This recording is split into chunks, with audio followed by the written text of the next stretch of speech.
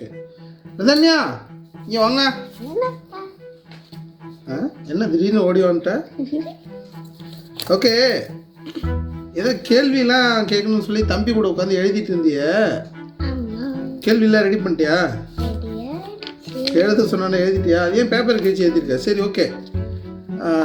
இனிமேல் உனக்கு ஏதாவது கேள்வி தோணுச்சு அப்படின்னா அதெல்லாம் வரிசையாக நோட்டில் எழுதி வை. ஓகே, இது மாதிரி பேப்பரை கிழிச்சு எழுதக்கூடாது. சரியா? ஓகே, உன்னோட ஃபர்ஸ்ட் கொஸ்டின் என்ன? முதல் கேள்வி என்ன? ஏன் ராத்திரி இருட்டா இருக்கு, காலையில வெளிச்சமா இருக்கு? அதாவது பகலில் வெளிச்சமும் இரவில் இருட்டு ஏன்? இதானே உன்னோட கேள்வி. ராத்திரியே இருட்டா இருக்கு, பகலில் வெளிச்சம் ஏன்? ஓகே, அழகான கேள்வி. இந்த கேள்விக்கு பதில், சூரியன் பார்த்துருக்கல்ல, பகல் நேரத்தில் சூரியனை மேலே பார்த்துருக்கியா? நேரில் பார்த்துருக்கியா சூரியனை? ஏன் பார்த்ததில்ல? அதான் பகலில் போகும்போது பளிச்சுன்னு தெரியுதே.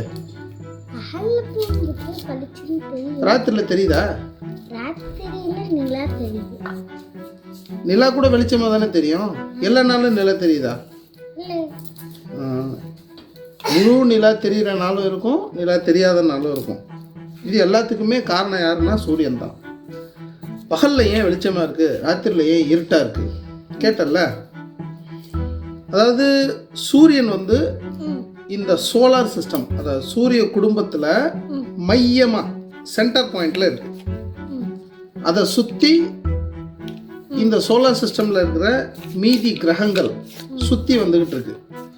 சூரியன் நடுவுலையும் மற்ற கிரகங்கள் சூரியனை சுற்றியும் வந்துட்டு இருக்கு. அதில் பூமியும் ஒரு கிரகம். சூரிய குடும்பத்தில் சூரியன் மையப்பகுதியிலையும் மற்ற 8 கிரகங்களும் சுற்றி வருதுன்னு சொன்னால, அதில் பூமியும் ஒரு கிரகம். இந்த பூமி சூரியனை மட்டும் சுற்றி வர்றதில்ல, தன்னைத்தானே சுற்றிக்கிற ஒரு குணம். செல்ஃபாக தன்னைத்தானே ரிவால்வ் பண்ணிக்கும்.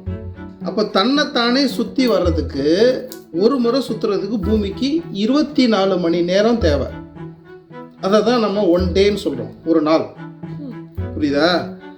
இந்த 24 மணி நேரத்தில் பாதி நேரம் சூரியனை பார்த்த மாதிரி இருக்கும்.